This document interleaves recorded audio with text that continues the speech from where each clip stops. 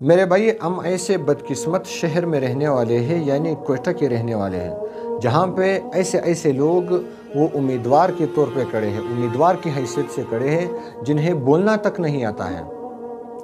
آپ کسی ریڑھی والے کو اٹھا کے لاؤ اسٹیج پہ کھڑا کر دو، خدا کی قسم یہ اس امیدوار سے، ان امیدواروں سے زیادہ اچھے طریقے سے بول سکے گا۔ لیکن یہ لوگ جو ہے وہ کھڑے ہیں امیدوار کے طور پہ، صرف پیسوں کی بنیاد پر، صرف مال اور جائیداد کی بنیاد پر۔ کل اس شخص کو آپ نے اسمبلی تک پہنچایا، صوبائی اسمبلی تک پہنچایا، آپ نے قومی اسمبلی تک پہنچایا، تو یہ آپ کے لیے جو ہے وہ آپ کے حقوق کے لیے کس طرح لڑے گا؟ یہ آپ کی حقوق کے لیے کیسے آواز اٹھائے گا؟ یہ اردو تو چھوڑ دو، اپنے مادری زبان میں نہیں بول سکتے ہیں۔ ان کی تعلیم اور ان کی ایجوکیشن کا جو ہے یہ لیول ہے۔